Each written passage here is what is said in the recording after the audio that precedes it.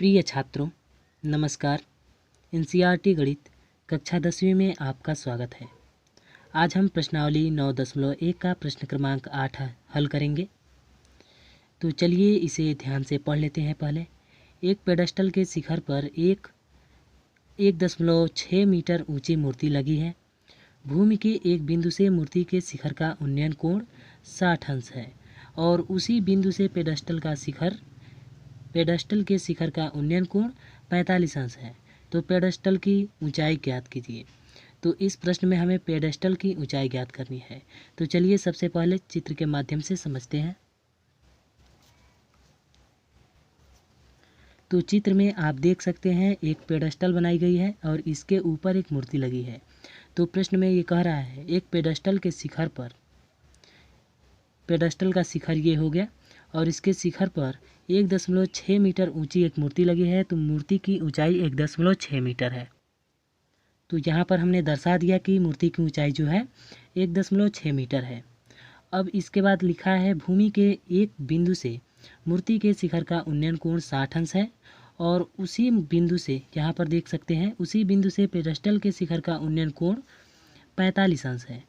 तो हमें क्या करना है, भूमि के एक बिंदु से, तो इस भूमि पर, ये भूमि हो गई, इस पर हमें कोई एक बिंदु निर्धारित कर लेना है जिसकी ना कोई दूरी दी गई है ना कोई माप दी गई है। तो हम यहाँ पर एक बिंदु मान लेते हैं जिसका नाम दे देते हैं ए। तो इस बिंदु से क्या हो रहा है, शिखर का उन्नयन कोण, मूर्ति के शिखर का उन्नयन कोण। तो मूर्ति की शिखर क्या होगी, ये क्या हो गई, मूर्ति हो गई, इसका शिखर, ये ऊपरी भाग, ऊपरी बिंदु जो है शिखर हो गया। तो इसका उन्नयन कोण है 60 अंश। तो चलिए बना लेते हैं। तो अब यहाँ पर आप देख सकते हैं जो मूर्ति का शिखर है, ऊपरी हिस्सा है, उसका उन्नयन कोण दिया है। उन्नयन कोण यहाँ पर नीचे बनता है, तो इसका माप दिया है 60 अंश।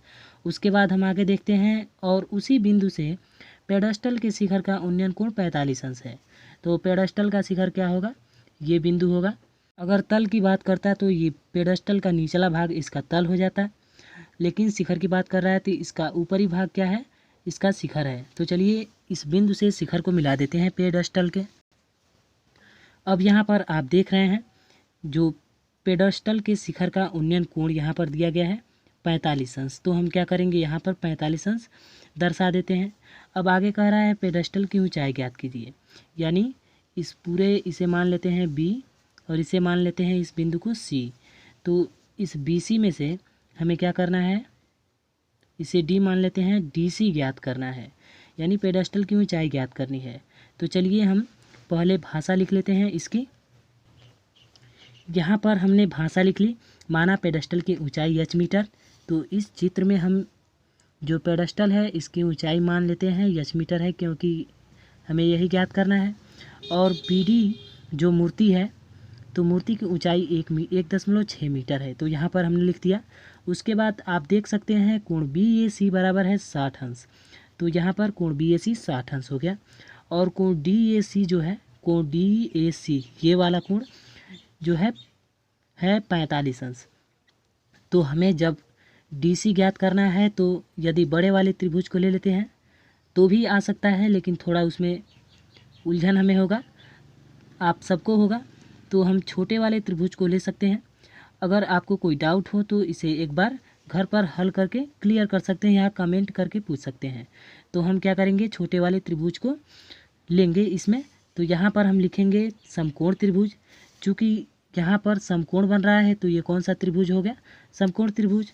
तो चलिए लिख लेते हैं समकोण त्रिभुज।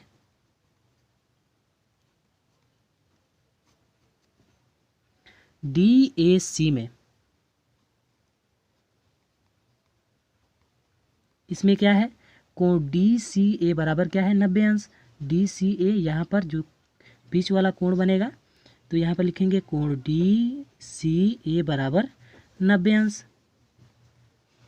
अब हम देख रहे हैं कि DC और AC में हमें संबंध ज्ञात करना है, कर्ण से कोई मतलब नहीं है। तो लंब और आधार में संबंध ज्ञात करने के लिए tan थीटा का प्रयोग किया जाता है। तो यहाँ पर हम tan थीटा का प्रयोग करेंगे। तो लिखते हैं tan थीटा बराबर लंब बट्टा आधार होता है। तो इसमें लंब क्या है, DC, जिसे हमने यच माना है। तो यहाँ पर लिख लेते हैं यच, और बट्टे में आधार होता है, आधार है AC, तो लिख लेते हैं AC। इसके बाद टेन थीटा का मान है 45 अंश, छोटे त्रिभुज में 45 अंश मान है थीटा का, तो यहाँ पर 45 अंश और बराबर में यच अपान AC है, AC।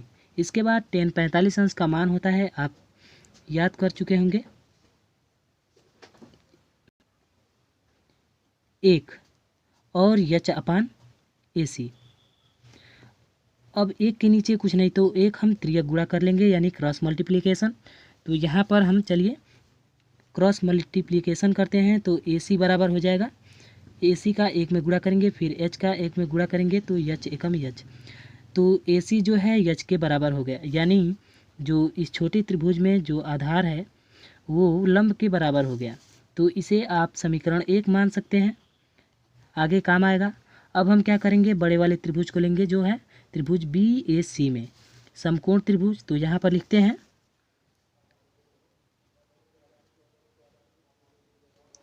समकोण त्रिभुज BAC में, इसमें क्या है, कोण BCA, कोण BCA जो है समकोण है, तो लिख लेते हैं, यानी 90 अंश का है, तो यहाँ पर लिख लेते हैं 90 डिग्री, कोण BCA बराबर 90 डिग्री।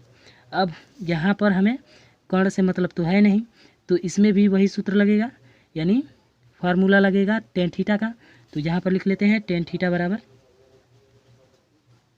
जो होता है लंब बट्टे आधार।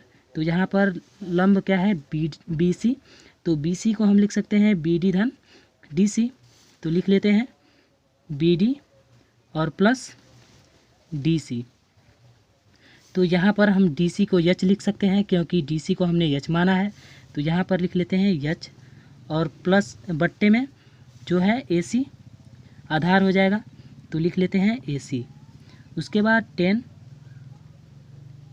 थीटा का मान है बड़े वाले त्रिभुज में 60 अंश, यहाँ पर बड़े वाले त्रिभुज को हम देखेंगे तो 60 अंश है, और बराबर में BD जो है 1.6 मीटर दी गई है प्रश्न में, तो लिख लेते हैं 1.6 मीटर, और प्लस में ऊंचाई हमें मालूम नहीं है यच, क्योंकि ऊंचाई हमें ज्ञात करना है, तो यच माना है हमने, और फिर AC है तो AC लिख लेते हैं AC। इसके बाद हम आगे चलते हैं, तो यहाँ पर टेन 60 अंश का मान होता है √3, और बट्टे में 1 लिख लेंगे, क्योंकि हमें यहाँ पर मल्टीप्लिकेशन का जो क्रॉस मल्टीप्लिकेशन का नियम लागू होने वाला है, तो यहाँ पर 1.6 और प्लस यच बट्टे में AC हो गया। अब हम क्रॉस मल्टीप्लिकेशन करेंगे, इसलिए 1 हमने माना बट्टे में, तो अब त्रियक गुणा करेंगे, तो AC √3 इक्वल टू क्या है, 1 में 1.6 प्लस यच का गुणा करेंगे तो 1.6 प्लस यच हो गया। अब यहाँ पर AC बराबर यच माना था, यहाँ पर आप देख सकते हैं समीकरण 1 आपने माना था, यहाँ पर यहाँ पर AC बराबर यच हमने माना था, तो हम क्या करेंगे, यहाँ पर लिख लेते हैं समीकरण 1 से।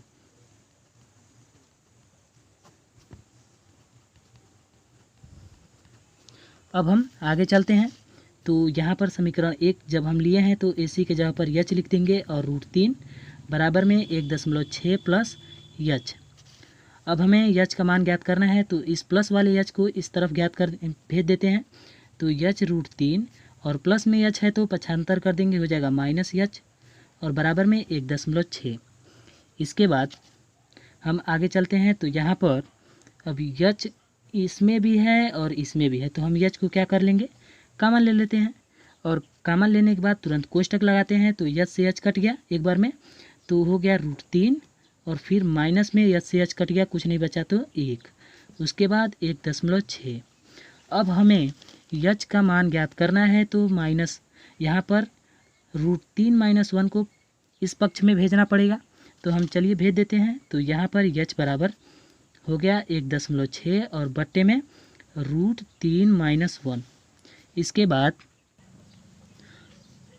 अब हमें क्या करना पड़ेगा, जो √3 - 1 बट्टे में है इसका हमें परिमेयकरण करना पड़ेगा, क्योंकि आंसर लाने के लिए। तो बराबर में अब हो जाएगा, प्रमेयकरण करेंगे तो हम इसके विपरीत यानी √3 - 1 है तो हम √3 + 1 से दोनों ऊपर नीचे क्या करेंगे, गुणा कर देंगे।